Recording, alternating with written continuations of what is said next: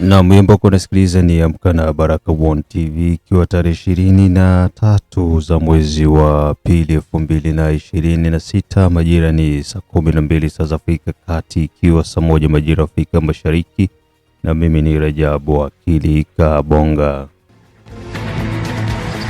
Ili kwa kwanza kupata habari zetu za moto kila siku, tafadhali like pia subscribe Baraka One TV. Tuko pia Facebook pamoja na TikTok, like na follow page zetu, na hivyo utakuwa kwanza kupata habari zetu za moto kila wakati. Na kwanza ni muhtasari mwenyewe wa habari za moto. Kavumu, zaidi ya M23 10 wapoteza maisha baada ya mapigano dhidi ya wazalendo huko maeneo ya Minembwe. Kazi bado ikiwa ngumu kwa M23. Majeshi ya Jamhuri ya Kidemokrasia ya Kongo FARDC na wazalendo wazidi kufanya kazi kubwa na kusonga mbele. Kivu ya Kaskazini, Rubaya yakaribia kuanguka kuingia mikononi mwa wazalendo pamoja na FARDC, huku M23 wakianza kukimbia hovyo hovyo. Tubaki huko maeneo ya Kivu ya Kaskazini, ndani ya tarafa ya Masisi, M23 wapata pigo kubwa eneo la Ngungu.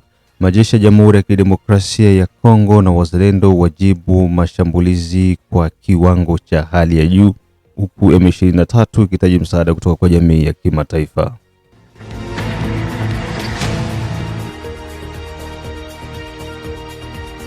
Huko naendelea kusikiza matangazo yetu, pia tembelea Mwangaza TV ambako utakutana na baadhi ya matukio yote ambayo yako na rindima kutoka mashariki mwa Jamhuri ya Kidemokrasia ya Kongo, na pia usikose kuendelea kushare na kusubscribe Baraka One TV. Tuanze na taarifa hizi kutoka huko maeneo ya Kavumu ambako magaidi wa M23 zaidi ya 10 wapoteza maisha baada ya mapigano na wazalendo, na pia huko Minembwe kazi ya wangumu kwa M23. Majeshi ya Jamhuri ya Kidemokrasia ya Kongo FARDC na wazalendo wazidi kufanya kazi kubwa na kusonga mbele zaidi. Ni takriban siku 4 sasa baada ya makubaliano ya kuweza kusitisha mapigano CCLF kati ya majeshi ya Jamhuri ya Kidemokrasia ya Kongo na wahasi magaidi wa M23. Magaidi wa M23 huko tarafani Kabare, jimboni Kivu ya Kusini, waliweza kuvamia maeneo ya wazalendo na kuchokoza wazalendo, hivyo kusababisha hali kuzidi kuwa tete.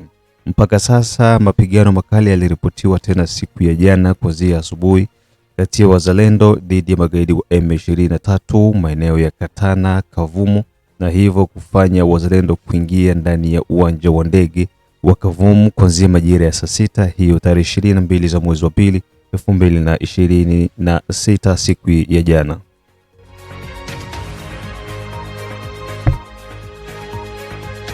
Mitaa mbalimbali ya Kavumu ilionekana ikiwa imetulia, huku wananchi wakiwa wamejificha na wengine pia kukimbia makazi yao. M23 waliwaua raia wawili kisha kuzingizia kwamba walikuwa ni wazalendo, lakini hali halisi ni kwamba wazalendo mpaka kufika majira ya usiku kuamkia hii leo walikuwa wamedhibiti maeneo yote ya Kavumu mpaka uwanja wa ndege.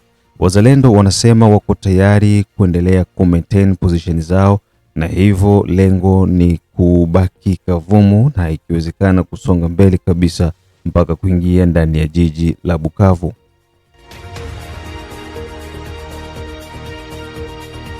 Ndugu yetu kutoka maeneo ya Kavumu alikuwa na taarifa hii kupitia Baraka One TV.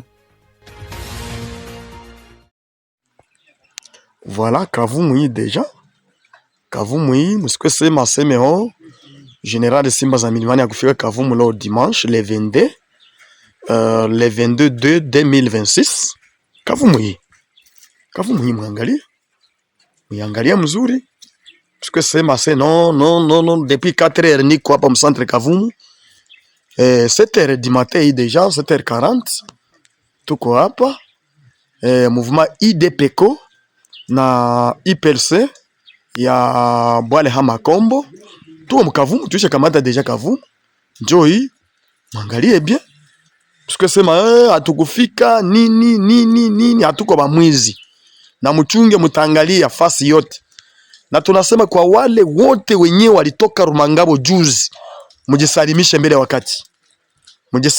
mbele ya wakati, kabla mambo hayaharibika, sababu sitatoka depuis siku ya 5 niko hapa Kavumu mpaka leo dimanche. Sasa mniambie, mnasema hatuwezi fika Kavumu.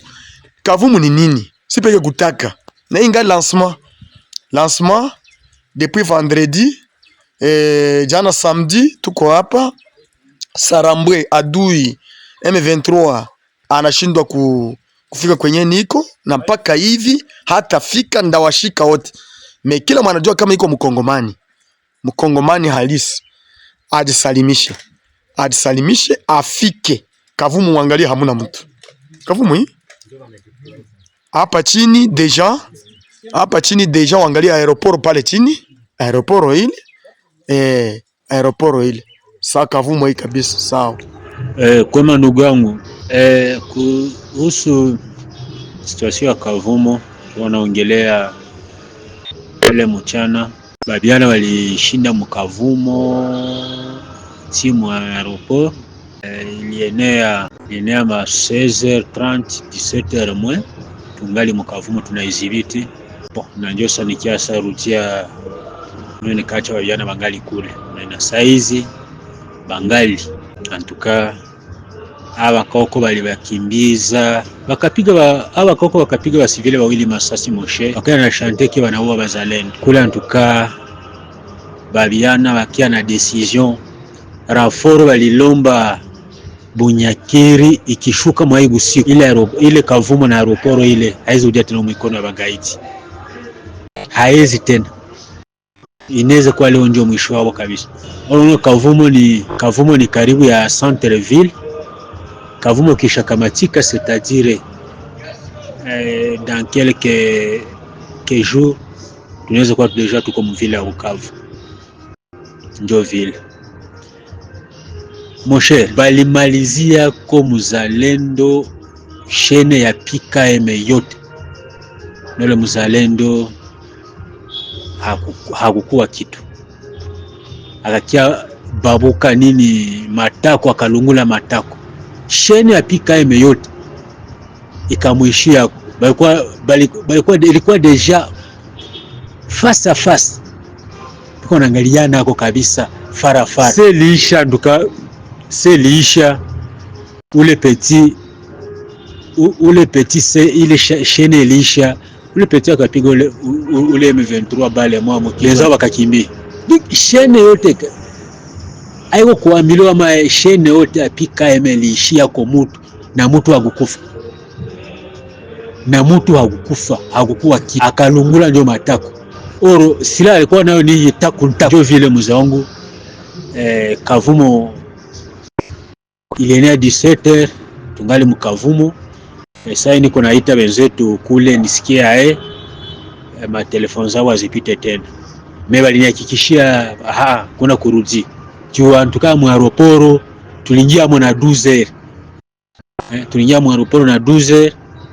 Ramforo awe kashusha wengine wakinyana na Munyunyi, tukawafuatilia mule mkashusha bakadevia kaingia bote nya Munyunyi. Juu tuliwakatia njia kutoka kutoka kule kotea Maluhihi kule. Wale tuliwakatia ile njia kule. Ndio vile ndugu yangu hali iko. Yenyewe utaiwa kucha asubuhi. Ukiachana na huko Kavumo, wengine ni milima ya Minembwe, kazi bado ni ngumu kwa M23. Majeshi ya Jamhuri ya Kidemokrasia ya Kongo FARDC na wazalendo wazidi kusonga mbele huku wakiendelea kusafisha magaidi wa M23 Twirwaneho pamoja na Redi Tabara. Kutokana na hali inayoendelea kwenye uwanja wa mapigano tarafani Fizi jimboni Kivu ya Kusini ndani ya kitongoji cha Minembwe, mpaka sasa majeshi ya Jamhuri ya Kidemokrasia ya Kongo FARDC hakuna kurudi nyuma. Kinachofanyika ni kuendeleza harakati za kusawazisha na kusambaza na pia kuendelea kuondoa baadhi ya mizizi ya magaidi wa M23 ambao walikuwa wamejificha kwenye maandaki na wengine kwenye nyumba za raia. Mambo ni magumu kwa M23. Asilimia kubwa ya magaidi hao wamekimbia huku pia wakiwalazimisha wananchi waweze kukimbia nao ili kuweza kupata namna ya kulilia jamii ya kimataifa. Ripoti kutoka kwenye uwanja wa vita, M23 wanasema wanaendelea kuilalamikia jamii ya kimataifa kwa kukaa kimya baada ya kuona mashambulizi ya drone pamoja na vikosi hatari IBU vikiendelea kufanya kazi ya kuwasaka magaidi yao M23. Kwa upande wao M23 wanalalamika huku wakisema kwamba wanaolengwa zaidi ni raia na sio wapiganaji. Taarifa zote hizo za uzushi na uongo kutoka kwa M23 zimekuwa zikitumika kwa miaka mingi iliyopita, huku wakiwa na uwezo wa kupigana wanajidai kuwa ni wapiganaji wa hatari. Wakati wakipigwa wanadai kwamba wanaopigwa ni raia wala sio wapiganaji. Malalamiko yote hayo tayari yamekwisha kufikia jamii ya kimataifa na sasa ni kushuhudia mchezo tu unaoendelea kati ya M23 pamoja na majeshi ya Jamhuri ya Kidemokrasia ya Kongo. Tuone nguvu iko wapi, mbabe yuko wapi. Hadi sasa asilimia kubwa ya Minembwe iko mikononi mwa majeshi ya Jamhuri ya Kidemokrasia ya Kongo FARDC, huku wakishirikiana na wazalendo.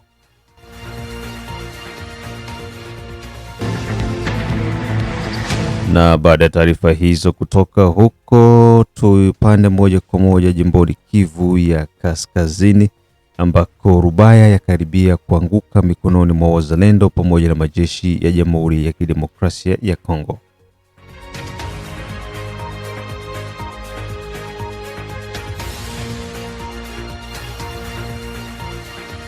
Tofauti na matarajio na mategemeo ya magaidi wa M23, hali imekuwa ni tete, imekuwa ni mbaya kwa magaidi wa M23 baada ya wazalendo na majeshi ya Jamhuri ya Kidemokrasia ya Kongo hiyo asubuhi mapema ya tarehe 22 za mwezi wa pili 2026, baada ya kuweza kuvamiwa magaidi wa M23. Majeshi ya Jamhuri ya Kidemokrasia ya Kongo na wazalendo walifanikiwa kuzuia mashambulizi ya magaidi hao na hivyo kufanikiwa kuchukua kitongoji cha Kasenyi. Kasenyi ni eneo muhimu la kimkakati ambalo lilikuwa linakaliwa na magaidi wa M23 ndani ya utawala wa Bahunde groupment ya Kibati, ikiwa ni kilomita 24 kuingia ndani ya kitongoji cha madini cha Rubaya. Mpaka sasa Rubaya ikiwa iko tarafani Masisi huko jimboni Kivu ya Kaskazini.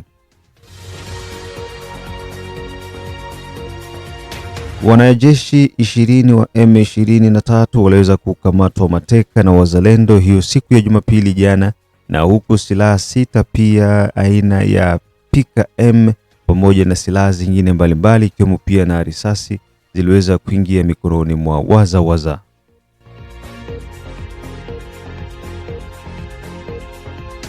Wakiogopa kusonga mbele kwa wazalendo maeneo ya Rubaya, magaidi wa M23 wameonekana kuanza kukimbia ovyo huku wakiwa wametegemea silaha yao nzito walioweka maeneo ya 6 kwenye kitongoji kwenye kilima cha Kalonge baada ya kujaribu kuwazuia wazalendo, lakini bado hali imekuwa ni tete. Wananchi katika hayo maeneo wameonekana wakifungasha virago vyao na kukimbia huku wakidai kwamba Rubaya muda wowote inaingia mikono ya wazalendo pamoja na majeshi ya Jamhuri ya Kidemokrasia ya Kongo.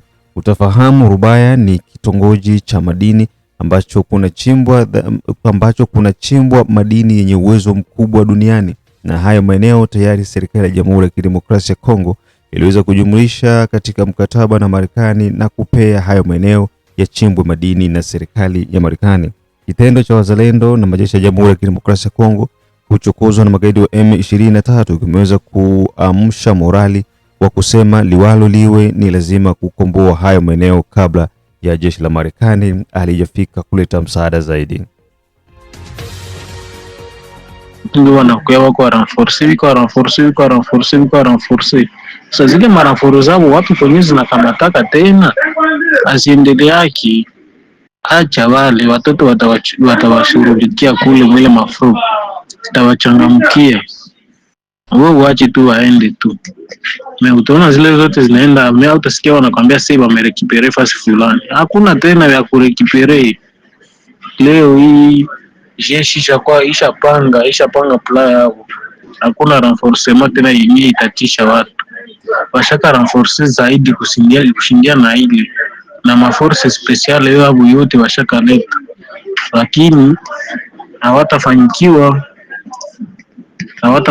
sababu gouvernement njo iko na vitu ya mingi sana, iko na renfort za mingi sana.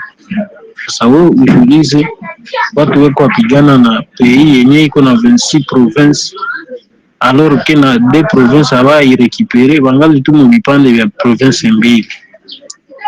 Tuseme tunaweza kuwa ni province moja ndio wako ndani.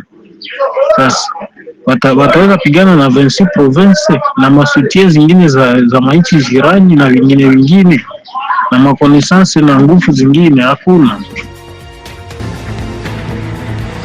Naam, unasikiliza matangazo yetu kutoka Baraka1 TV. Majira ni saa 12 Afrika Kati, moja majira Afrika Mashariki. Mimi ni Rajabu Akili Kabonga, na pia unafuata matangazo yetu kutoka Australia, Canada, USA, Central pamoja na East Africa, na wale wote ambao kwa maeneo ya Afrika ya Kusini. Judy Kizenga Tembele, ya Haya Hussein kutoka Dar es Salaam, King Sele, Izabe Ayeba, Mashaka Ayambade, Done Buto, Tobi Ondo Kilamba Mawa, mzee wa Statement, Da Feza, Da Letesha, Da Asha, Da Iron, Akisi Kandeke, Simwe Baguma, Samuel kutoka Czech Republic, Da Makee kutoka Afrika Kusini, Emmanuel Mangombe, Elisha kutoka Nairobi, Asokolo Ayeba, Hasani Ramadhani, na wote ndugu jamaa na marafiki ambao mko sambamba kabisa na Baraka1 TV.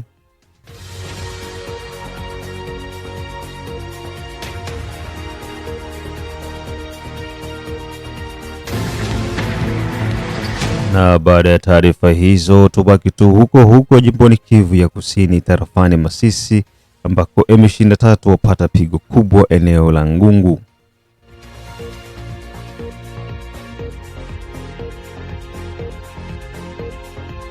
Mapigano mapya yamezuka tena upya kati ya FARDC wanaungwa mkono na wazalendo, huku wakitongana na magaidi wa M23 wanaungwa mkono na jeshi la Rwanda, Uganda, Sudan Kusini, Eritrea, Somalia, Kenya pamoja na nchi mbalimbali. Hiyo siku ya Jumapili ya tarehe 22 ya Februari 2026 tarafani Masisi huko jimboni Kivu ya Kaskazini.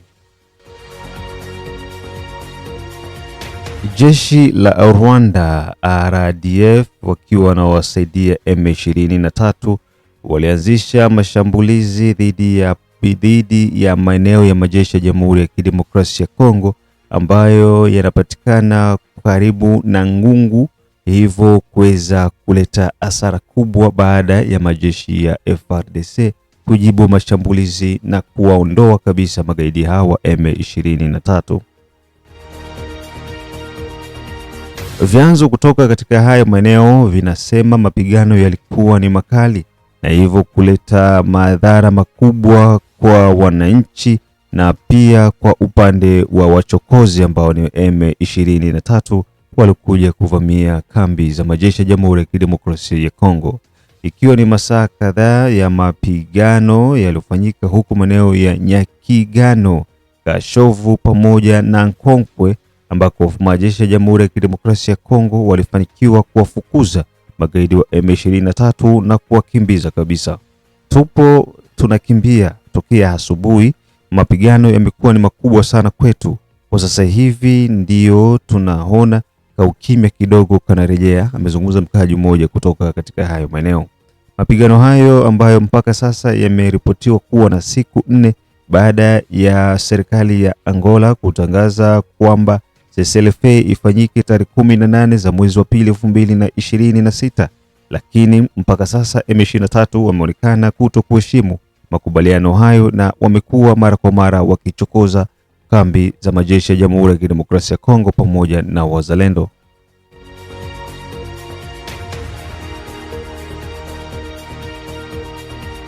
Mapigano mengine ni haya ambayo ulisikiza maeneo ya Kavumu mpaka kuamkia asubuhi hii ya leo.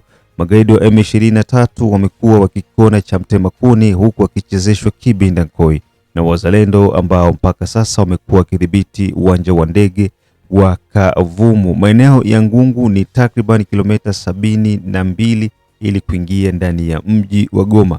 Goma watu wamekuwa wakisubiria kwa hamu kubwa ujio wa wazawaza pamoja na majeshi ya Jamhuri ya Kidemokrasia ya Kongo. Hii ambayo kunasikiliza ni Amka na Baraka One TV. Deja wanatusinyale ke na territoire ya Masisi mu province ya Nord Kivu nako vitu vinachanga sana. Wazalendo maki na FARDC na wahibu wanatawala wako deja maparti ya Ngungu kule maki Ngungu, na unaingia Ngungu unapanda Rubaya, kisha kutoka ile maparti yote kisha unakamata direction ya Saki sasa ndio kufungula voie kuingia Mugoma.